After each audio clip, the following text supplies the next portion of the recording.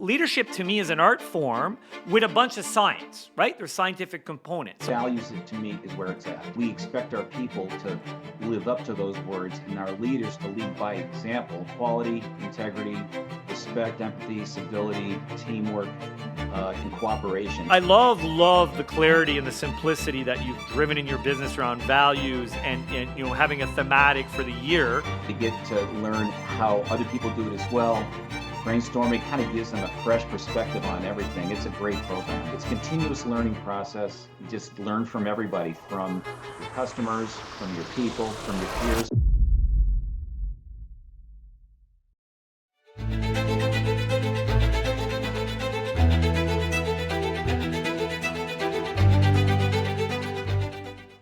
Hello, friends. Julien LeBlanc, your host for the IFDA Crave podcast, where we try to find fresh leadership insights.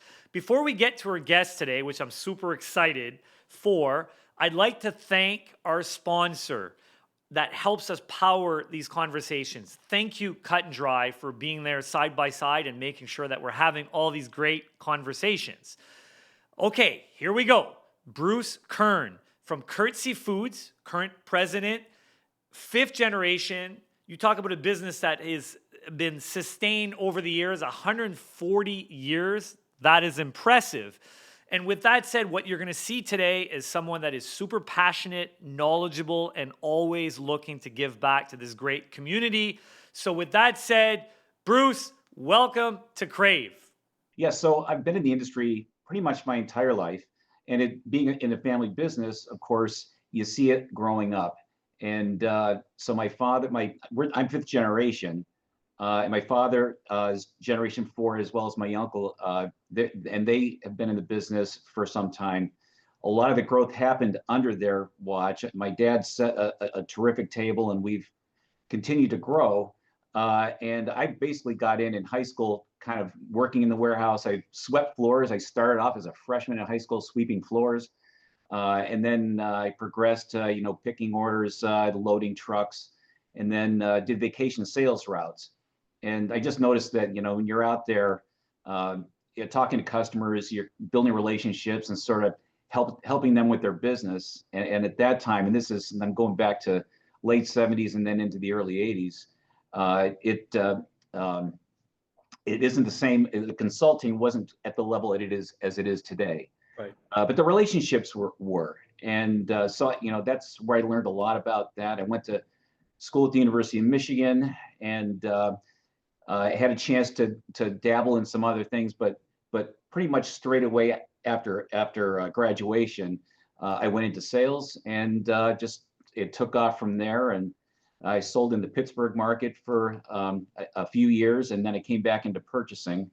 And my father got ill for a short period, but he wanted to kind of pull me into the inside and get me learning what goes on inside. So that's kind of how it all got rolling. And so if I'm doing the math here, you must be 130, 140, 150 years in that zone? Yeah, it's been a while. I had a good long run here, and it's going to continue for a while because I do really like it. The industry is not a super well-known industry, and the people at IFDA kind of coached me on that. Before, like Washington Insights, you go and you'd meet with your senators, your congressmen. I've met with Mike Kelly and Max Miller and Glenn Thompson. I've met with. It's terrific how they set this up. I met with Rick Santorum, Pat Toomey, and the staff for Bob Casey. Right. And it's just clear that they just don't know. Most of them don't know much about your business, and they're willing to listen and learn. And so I like telling that story. And it's, the industry is one of those, it's a big one. It's steady. It's kind of a slow, steady growth. It's not like tech where it could be boom and then maybe bust. It is a constant, steady growth where you're building long-term relationships and partnerships. And that's what I really like about it. Well, what's fascinating, Bruce? I always laugh that people don't know much about the industry, but yet they benefit from the industry every single day. And then once you tell them about, hey, that's my truck, suddenly they see it everywhere. They're like, wow, you are literally everywhere. Hey, That's interesting about so the Washington angle. What about the next generation? How, and I'm sure these are conversations that you've had, whether the work you're doing, the great work with IFTA or even with your teams. How do we tell our story to the next generation? So for instance, when you're at University of Michigan, if this was not in your DNA or family, you probably wouldn't have chosen this business because you wouldn't have known that, hey, there's a career to be had, and here you are as the president, X amount of years later. How do we consolidate? How do we galvanize? How do we create that message or tell our story? I know that's a big question, Bruce, but I'd love to hear your thoughts around that. Yeah, I think in getting the word out is vitally important, and honestly, that's where it's I don't know if it's beyond any one distributor to do that. That's kind of why we have an organization like IFTA to consolidate, to get numbers together, to be able to put a story together, to talk about the number of people that are employed in this industry, what it does. They put together some terrific, like animated 1 to 2 minute info, like little blurbs that Right. do a great job of telling the story. And somehow we need to blast that out, whether it's through social media, through any kind of technology or digital avenue to tell our story. I think that's one way to get it done. Technology, it seems like people they obviously aren't going to the want ads in the newspaper anymore. They're finding their information other ways, and that's where we need to meet them. Well, I think I haven't had the fortune yet of attending the University of Virginia, the Darden program that IFTA's partnered with, but that would be an example where they've really, this business school has really immersed herself in case studies, and I know a lot of leaders. I'm not sure, Bruce, if you've gone through it or some of your leaders on your teams have gone through it, but those are examples, I think, of saying, hey, like, we need to partner with universities as well in academia, and maybe it's even high schools, and maybe it's polytechnical colleges or whatever that might be. Absolutely, and the Darden program is a good one. It had 2 of our people. My son went through it. Oh wow! Okay. And the takeaway was terrific, and it gets them a chance to meet peers, to learn some things. They obviously have some information. They know a little bit about our distribution, our business. But they get to learn how other people do it as well. Brainstorming kind of gives them a fresh perspective on everything. It's a great program. Yeah, and look, I think that I always say the beauty of being part of a community like IFTA is together is better. And I agree. It's not one voice, it's multiple voices amplified. Like the example you gave, that little 2-minute video is all it is as long as it lands in the right hands or the right eyeballs see it, you never know. That might be the next leader in our industry. Well, look, Bruce, I mean, the intent of this podcast is to really have leadership conversations. And as we know, I always love to remind ourselves that leadership, it's not 1 + 1 equals 2, right? If I were to Google on Amazon and say how many leadership books have been written, it's something like 50,000 books, and there's probably one being written as we speak. So leadership to me is an art form with a bunch of science, right? There's scientific components. So what I want to do is I want to kind of meander around a few of the big leadership topics. And I think a great place to start would be culture. I really believe in Peter Drucker's famous quote, culture will eat strategy for breakfast. Yeah. Now, I mean, I think that's very powerful. Someone even said the other day, culture will eat strategy and technology for breakfast. I thought, ooh, that's a good addition, right? That's a good addition. So you've been around, 40 years in the business. Obviously, your family, 140 plus years. Let's talk about culture. What does business culture mean to you? How do you sustain culture? What are some of the things that you're doing or that you've seen done to really create a culture that people have that feeling of belonging and they want to grow their careers with you? Yeah. So and some of this to me. It may not be unique, and I try and keep it simple, but you have your mission, vision, values, and to me the mission is fine, and it's sometimes it's long and people don't necessarily remember the mission or even the vision. The values, to me, is where it's at, and we have a core set of values, and basically they're just like words, but we expect our people to live up to those words and our leaders to lead by example.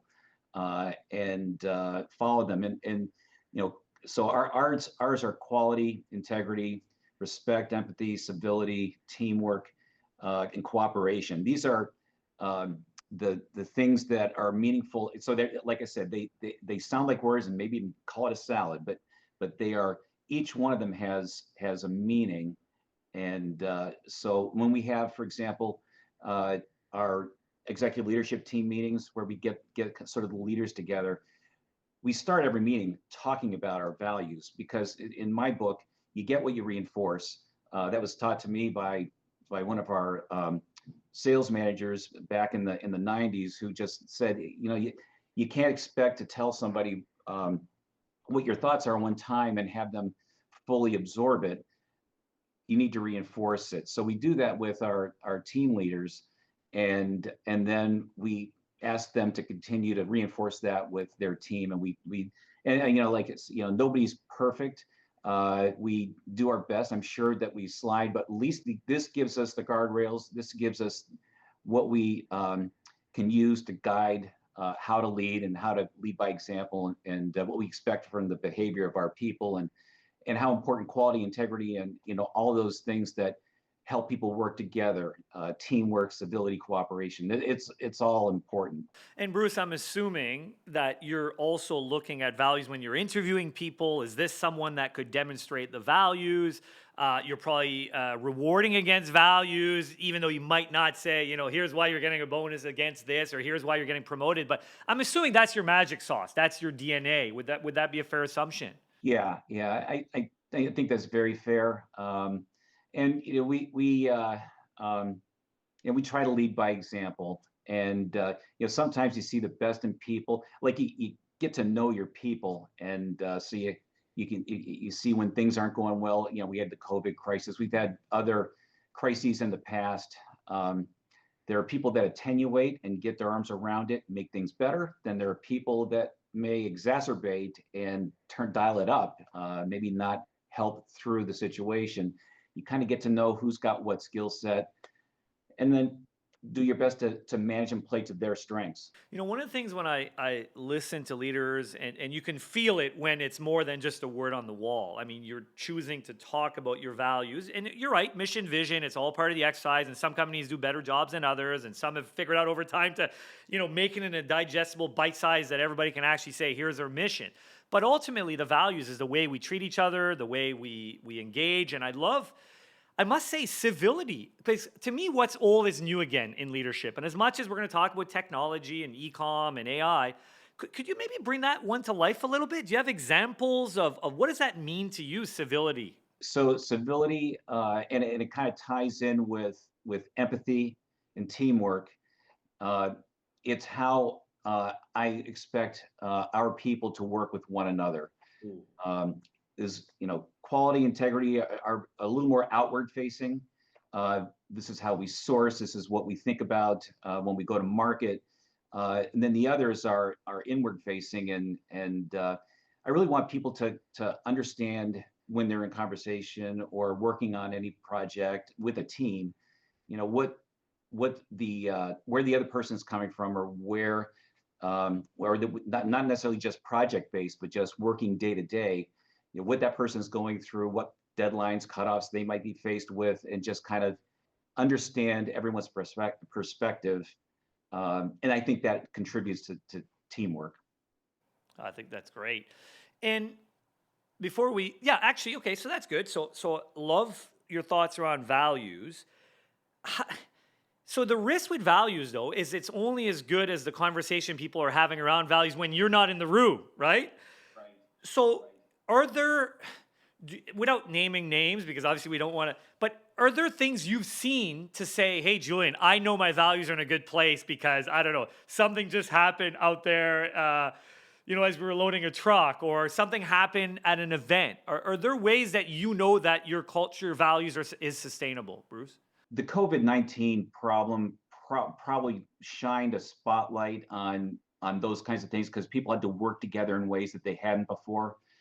We went through a process where we we lost all our business, and then when it returned, we went through in 2022 and 23 in the summers, we went through a major labor shortage.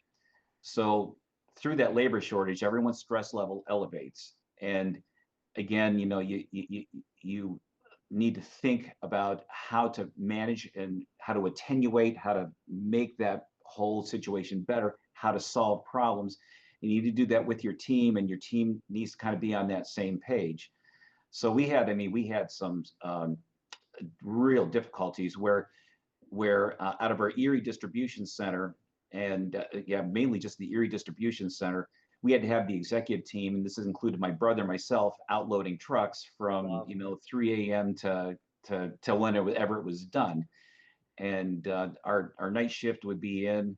They were working extraordinary hours, and we lost a few of them because people don't want to work 15 or 16 hours a day, and who does?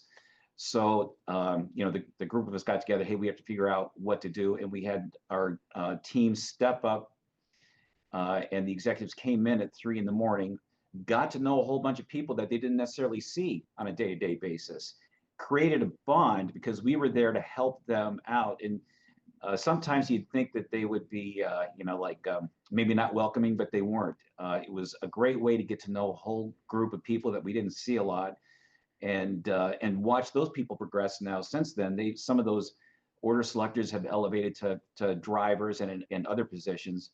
But the team that stepped up, and then the folks out there that worked with us that helped us, because they were the pros at selecting and loading the trucks. Yes. We were out there to give them a hand, and my first mandate was stay safe, and they do this for a living. We're here to give them a hand, so let's follow, let's listen to them. And it was kind of interesting because early on, when you're getting the hang of it and you're building pallets, they could be a little awkward and so Right. on. And so it takes a while to get the hang of how to do that. And the guys got a chance to get a chuckle out of the neophytes. Yeah.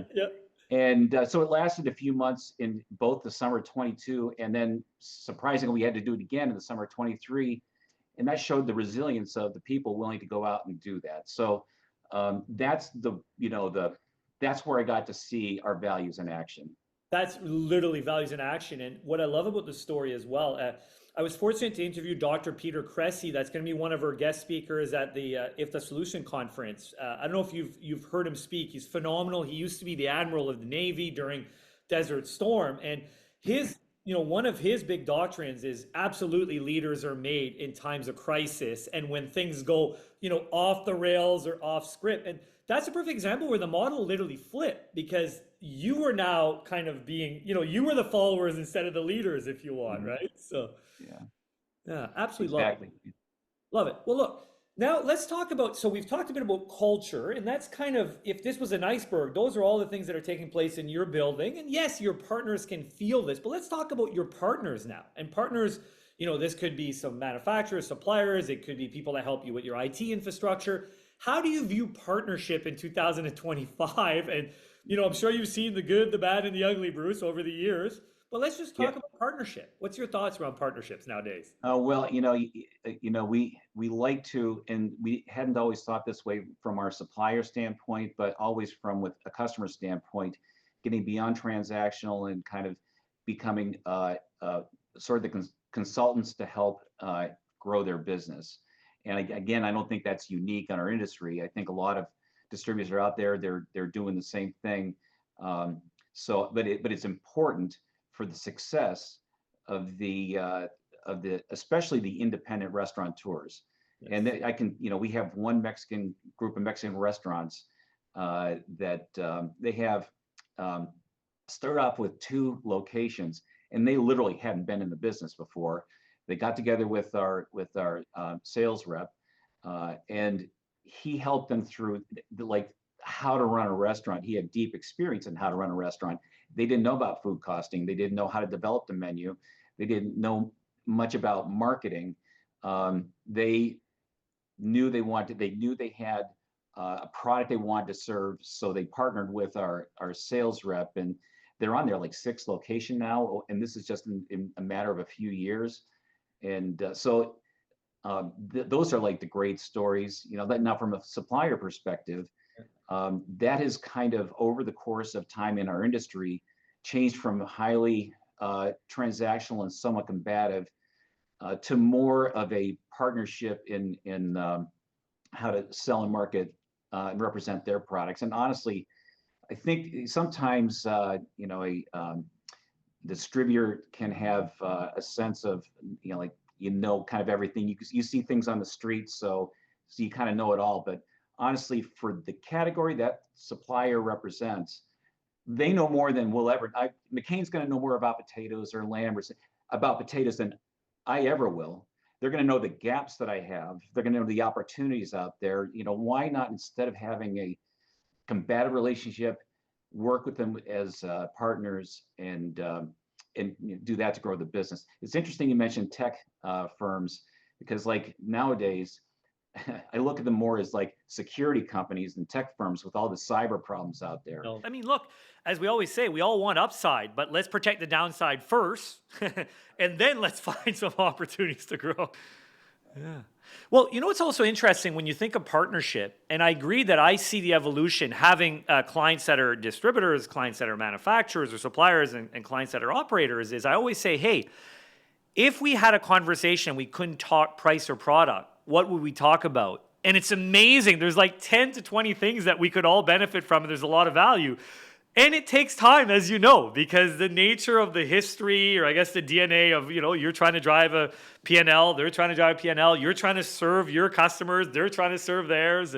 But I do agree that I'm sure you've got multiple examples of when everybody comes together, everybody wins ultimately when it's well done in partnership. Exactly. The idea is to make it easier to get the product from the farm to the plate, to grease the wheels, just to make things go smoothly and just be easy to do business with on all ends. And that's the ultimate goal. I mean, that is all about productivity, and that kind of saves everybody some cost along the way, and a more fun way to do business. And look, I think sometimes being in the business, we take it for granted because we know that there's always a way to kind of get to the outcome. But for someone that's not in the industry, if they saw the complexity that takes place and all the things that could go wrong, I'm going to go there for a second before it goes right. First of all, I think most people would be shocked. And secondly, the people that have figured out simplicity, and I love that you're saying, if we can make it easy to do business with, you've just separated yourself from pretty much everybody else out there. To me, that's the obsession we should all have in this business. How do we make it simple? Exactly, because that's the person, when the customer needs something, when that restaurateur is in trouble and they needs, they're going to call the person that is easy to do business with. Yeah, absolutely. Absolutely. And you will always be on their speed dial if you're easy to do business with. You want to be that go-to person. Okay, so talked about culture. I like the funnel here that we've talked about the values within culture. We've talked about partnerships, what matter. We touch a little bit, but let's talk about technology. Where do you see your business go with technology? Are there areas where you're really seeing or you're going to double down, or even if it's not you, that you've seen technology well used in food distribution? So I just like to riff off technology for a little bit, Bruce. So, I am not the expert in technology, and I've got a son who runs our technology department, which is great. He's doing a great job. We use it for all the basics that everyone does, the automated order entry, both from the customer and for our sales force. We use it for all our operations. We have onboard computers and warehouse management system, and our ERP can be updated, but we don't know where that is in the priority list. It's something that is in the offing at some point, but works really well and is super secure right now. So we kind of like where we are, right. And we have modules that are doing their job. So we feel pretty good about where we are. We are starting to use some artificial intelligence. Yep. We used it for some basics, some text copy for and some artwork for marketing. Our sales guys have gotten creative in how they use it, and there are lots of ways that it can be applied. So we kind of look forward to where that's going. I mean, who knows where that goes next? We have a customer. It's a high density restaurant. Okay. They have like 30 units and they're growing. So they have multiple concepts. I don't know, like 15 or so concepts out of this, place that you don't go to eat, place that delivers. And their goal is to get food delivered anywhere in their area in 30 minutes. And they do it. And they have a great system. They have great systems set up for it. Well, the head of the firm has used AI for to order his food from his places over, like, I don't know, the last year or two, and it has learned his preferences. It's learned, the time of day, the time of year, the month, what he likes, what he doesn't like. He's taught it. He tells it, and he says it's at a point now where he doesn't even make his meal choices. He doesn't even know what's coming. It just comes, and he is always happy. So it sounds like a good story to me. I mean, who knows what's next? Well, I think part of the story too, everybody, so I always say I'm a humanist first that's leaned into technology because I want to continue to be the best version of myself. So therefore, as a leader, whether it's me doing it or in your case, let's say your son that's kind of leading the charge and you're supporting and investing in it, the key is you only get what you put in. Like, to me, AI, that example, what I love is he invested a lot of time up front priming it, and now the whole generative power is really taken over. And of course he's pleased with it because it's his digital footprint ultimately, right? So who knows? I mean, maybe we can apply that same logic to routing. This all kind. I mean, it's all on the way for sure. you know what I think, and this is a great segue to what I really want to get to the heart to in this conversation, because I know in our pre-call we both share a conversation for, let's call it, the human to human side of business. And we're in a relationship business. There's no doubt about it. I think technology is going to be an amplifier. We both could share 10 other examples, and I think it's going to eliminate some of the stuff that wasn't even fun work a lot of time. It was transactional. So let's use AI, but let's have more time so we can do this. We can consult. We can build relationships. In your leadership journey, so I'm now gonna go more on the human side of leadership. Do you have any mentors, any books? Is there any things that have really influenced or shaped how you lead, Bruce? So this is all about you now. I want to learn about your leadership style. Yeah, well, my father was a very early example from a mentor standpoint, and I appreciated his leadership style. He kind of seemed to lead with a big heart, and he he just seemed to be in tune with what was happening with the people that was on his team, and always had a knack. He just had a good business sense. So I mean, that's kind of where it starts. But then beyond that, I do listen to podcasts, but they're more entertaining. I listen to Joe Rogan, love Joe Rogan, like the founders. Yeah. There's Potomac Watch. There are a handful of good ones. Diary of a CEO is another one. Yes. So these are all like good, but I kind of learned more from the books I've read. But I think the thing is that you can get confused. There's so much leadership information out there, so many management books and good ones.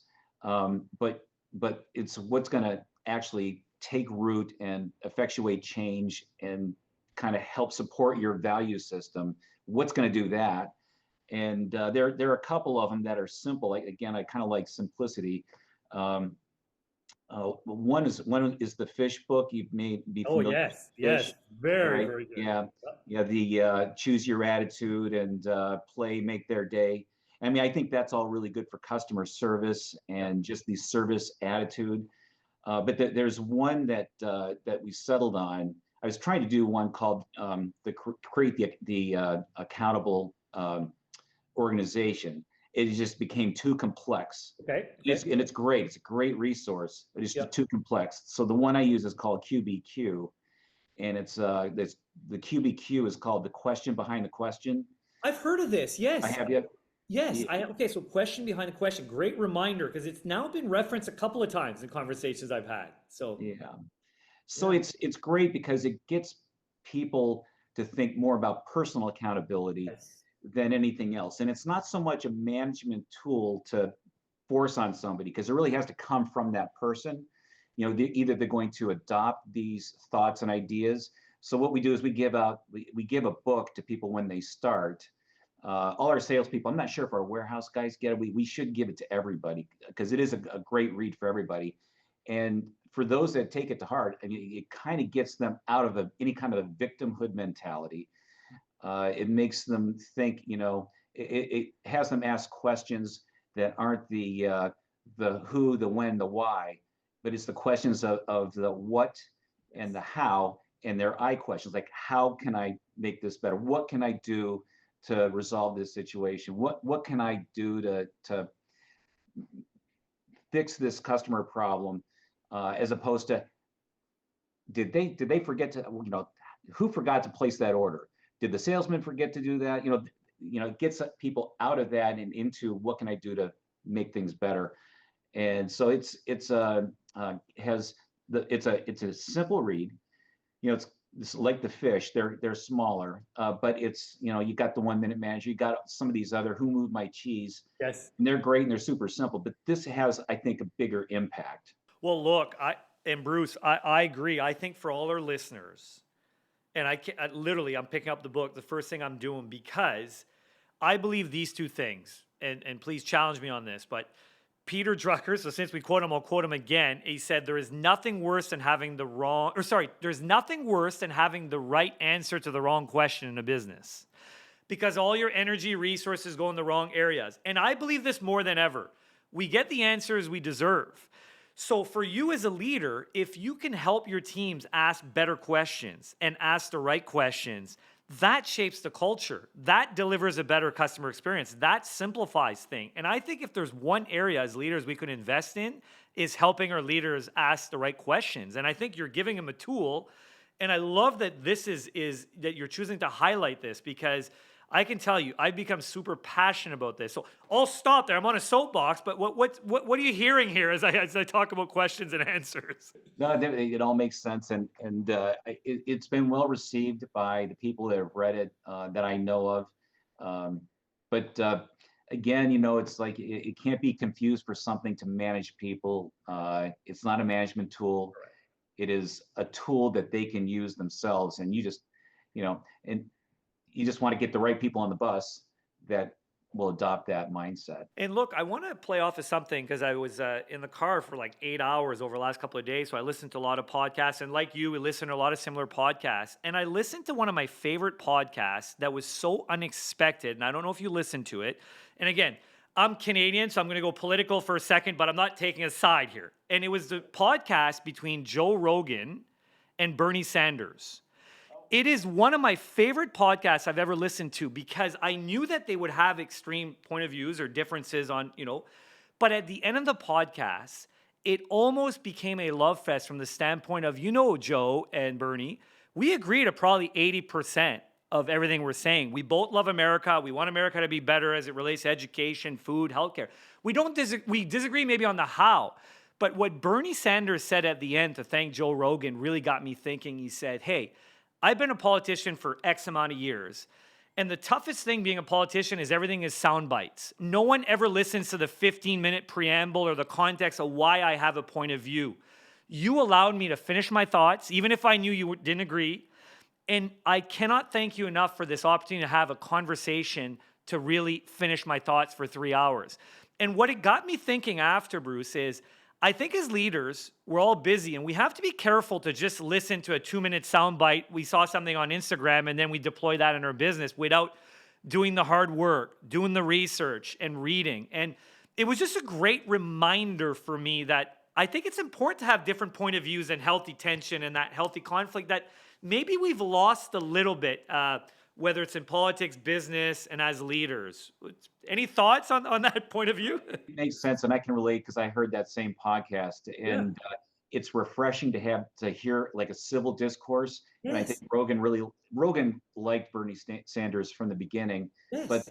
but you're right, they don't agree on everything, but they don't agree on a handful of things, but they can have civil discourse, Yes. and that long form allows them to really develop the conversation. They listen to each other, and it's refreshing. He also had Fetterman on. He's had some other great guests. Of course, he had Trump and Vance before the election, but he pulls it in from all sides. And the great thing is, if you actually take the time to listen without the preconceived notions, you can really learn a lot. Well, listen, I can tell you, my probably my favorite podcast all year was Ken Burns and Joe Rogan, because I mean, if you love history, leadership, sports, I mean, first of all, that man is a walking encyclopedia. I don't know how he literally has everything memorized, right? So, I can't wait for that Revolution to come out. That's going to be an amazing series. so good. 10 years. It's going to be So good. there's okay. Now I knew there'd be an opportunity to talk about marathon and sprints. And you have something I don't. You're a Boston qualifier. I'm not. So there you go. That's just because I turned 60. No, that's not true. That's because you've been working your process better than I have, my friend. But what you just said there is important. I think we have to have more strategic patience and play the long game. You talk about your generation, your fifth generation, 140 years. That is playing the long game. You're not just trying to win the month. Of course, you have to post results. And I think we've lost a little bit of that 10-year patience that Ken Burns is going to, because as he said, I got to do it justice. And if I just put 2 years in it, I'm going to, put the wrong spin on the American Revolution, for instance, right? Yeah, absolutely. What have you learned from being a marathoner that you apply in business? There you go. I think that like you can get caught up in small fads and little things, but there are just some constant things that are true in this industry from beginning to end, whether it's relationships, setting culture, so on. And it is definitely a marathon, not a sprint. And to keep focused down the road, because you've got a destination that you're going to, and just keep heading there. And once you hit that destination, there's going to be another one beyond it. Well, it's funny. Think about our pre-call, right? Here you are, you've qualified for the big one, and you're always like, "Oh, Julian, I'm thinking about a marathon in Canada or an international." There's always another marathon to be had, isn't there? And we're gonna fight injuries, and we're gonna doubt ourselves. But I asked a marathoner, actually, he was an ultra marathoner, and I said, "Hey, what have you learned from ultra marathoning that has applied?" He's a very successful entrepreneur. And I love what he said. He said, to me, it's all about clarity. If I know I'm doing a 50-mile run, my preparation is going to be much different in terms of how I hydrate, how I eat, how I train, who I train with. If I'm only doing a 5K, that's a totally different race. And I think as leaders, we owe it to our teams to have clarity. What marathon is your team running in, for instance, this year? Because if you don't know what you're running, you don't know what success looks like, you don't know when to hydrate, you don't know when to slow down, you don't know when to speed up. And I just think there's something there around clarity. So clarity for you in business, what are some of the things that you do to try to galvanize the organization and be aligned, Bruce? Yeah, so every year we have a kickoff that we bring our sales teams from all distribution centers to one location.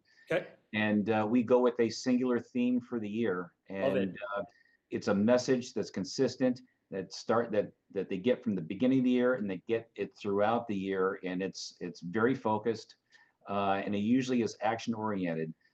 We've got a terrific teams. Our sales and marketing teams are creative. They can build excitement around it. They come up with these themes, and they generate incentives and just camaraderie to build towards that. And it's all driven by that one message that we send out every year. Well, I love that you boil it down to literally one word or one sentence, because people can rock the T-shirt. They can remember that. They can challenge each other. Do you mind sharing, maybe, it doesn't need to be this year's theme, but is there a year that you can say, hey, the year was themed this, and here's what it did for the team, for instance? Or So 1 year it was play to their strengths. Okay. So, or probably, play to your strengths. Yep. What you are best at. Identify the things you are best at, and really work those with your customers. If you've got a culinary flair, if you've got, work that, and then build around it. And that was one of them. It's been things similar to that. There is no substitute for hard work is one of the older ones that we used some years ago, to drive home the fact that the business, the industry, and that job is no different now than it was 50 or 100 years ago. You get up early, you get out there, you start meeting people, and you tell your story, you listen, do a lot of active listening that you mentioned, Yes. and good things will happen. Well, it's always interesting too with a theme because then the team owns the theme, right? Like, what does that mean to them? And then they can challenge each other, they can reward, and then your marketing team can unleash. Look, I think we mentioned the word simplicity. I think if you can have simplicity and clarity in a business, then you're going to get grittier. You're going to be more resilient. You're going to challenge yourself to work a bit harder when things fall off the rails, because it always does. In this business, there's going to be tough days. It's just the reality of it, right? Let's rewind the clock. You're now a young Bruce out of University of Michigan, and you're going to take on the world. You're going to take on the world. What advice would you give a younger Bruce? Because we have a lot of listeners here that are also young DSRs, young DSMs, young operational leaders within the food distribution. What are some of the advice that you'd give Bruce to be a good leader and to be successful in this industry? Yeah, I think, to be a good leader, because young Bruce was not the leader yet. I was just out there knocking on doors, getting up early, and ringing the bell a little bit later, as late as I could, trying to get as much, you know, as many contacts done in a day as I could, and do the follow up that's necessary for all that. So, I mean, that's now the leader. It's to me, it's all kind of starts with active listening. It's been said that great leaders didn't necessarily set out to be leaders. It's more about the goal than the role. And so if you're thinking about if you're driven by a goal, whatever that common goal is, the role matters a little less. You might end up with it. The person that is the most passionate about where you're going, then that's the person that they will, tap on the shoulder to lead. Whatever it is, a team, a district, region, whatever. You show the passion. You have a goal set, and you know where you're going. Then you end up with the role, if that's what you want. If that's what you want. And look, again, some people want to lead teams. Some people want to be a little bit more kind of lone wolves. They want to be part of a team, but they want to kind of, they want to carry the bag. And that's okay too, right? That's okay too. It's funny, we mentioned the word listen quite a bit. I think you'll appreciate this. I was interviewing a bunch of operators for a project last year, and from one unit restaurants to 40. And I would ask the question, what are you looking for from your distributor partners? And if I were to put it in one word, it was the word listen. That they actually listen to me. They understand me. Because then they can propose ideas and not sell to me, but help me buy. Those are two different things, right? When you're trying to sell something versus you're helping someone buy. And it's amazing how we are looking for the next tool and the next AI and the next this. But wow, after 20 hours of conversation, I could boil it down to one word. Just listen and you're going to be successful, basically. Exactly. Listening, yes, yeah.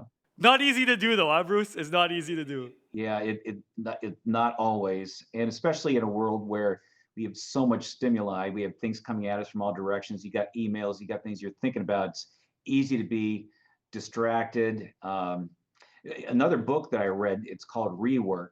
It talks about deep work, and it's not exactly about active listening, but it's about eliminating the distractions and digging into something deeper. If you've got a project or something you're working on, and just it's all about focus, and that same principle applies to active listening. And I do my best, and I'm not perfect, but at least I recognize that, and I'm working on it. Well, look, I joke, I try to teach active listening and I fail miserably every day. I'm aware of it.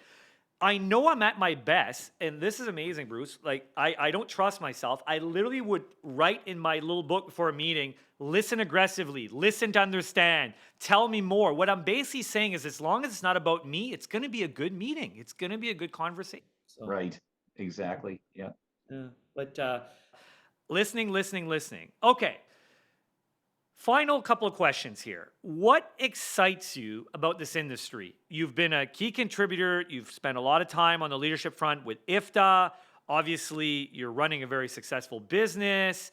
You get to talk to suppliers, operators, you're, representing your team. What excites you about with this, where this is all going, Bruce, and what the possibilities look like for maybe the next generation, for instance, in your business? Well, it's interesting. I don't know exactly what comes next. That's kind of what makes it exciting. Oh, If you think about where we were in the 70s and 80s, and what the menus look like, and where they are today, the creative forces that have come to play in just in all from all aspects, the food, with the product that's actually on the plate, the packaging, everything around it. There's just been so much innovation.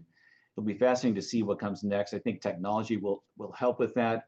But what I always enjoy about this is I kind of always looked at this business as like we're in the entertainment business, because our customers are entertaining. We are entertaining with our food, where they have diners come in, and it's, how do we help them delight their diners? We're entertaining them. And that's kind of what hits home for me, what excites me. Well, you'll love this. I'm first of all having this privilege of having conversations with like people like you, Bruce, through this podcast. I'm learning so much, and we all have our. Sometimes we're saying the same thing, but we're using different ways to explain it. And it was an operator actually. I love what he said. He said, "I'm in the edutainment business." So he combined education and entertainment, because he says, I've got new chefs all the time and sous chefs. So I got to educate them, and then I got to try to make it entertaining for them so they can make it entertaining for the patrons that come in the restaurant. And I thought, good on you. That's really good. So Very good way, healthy way to look at it. That's one of the things that new restaurateurs, I think, underestimate, is that they're kind of starting a little training center. Front of the house, back of the house, the training never ends. You can't ever think that, okay, I've got this training done, now we're on to the next thing. It never ends, because you have some turnover, and so there needs to be a process for that. And look, I think Richard Branson, the famous entrepreneur of Virgin Brands, I love how he talks about customer service, where he says, I can tell you your customer service, what it looks like, based on how you treat your employees. Because ultimately, if you're living and breathing your values, you can feel good that they're going to do the same with your customers, your guests. But you can't just demand, hey, I want to deliver a 5-star experience in my restaurant, and yet you don't train them, you don't edutain them. Yeah. So, no, Exactly. it's interesting. And Bruce, again, I know you're someone that takes conversation like this very seriously. Obviously, we prepare. Is there something we didn't touch on that you'd like to add to the party here? So this is a conversation around leadership. We're trying to give as much value as we can to our listeners. Is there a topic? Is there something that maybe you'd like to offer up? Something that we didn't really dig deep or we didn't touch on here today? Well, the big one for me is the active listening. So we already touched on that, but what that does is it creates connections, and I think that's what is important. To get your value system not just communicated, but actually adopted. And I just think being vulnerable is important. I don't have all the answers. I have people that are better than me at better than I am at what they do, and that's the important thing. So I learn from them. It's a continuous learning process. So you just learn from everybody, from your customers, from your people, from your peers.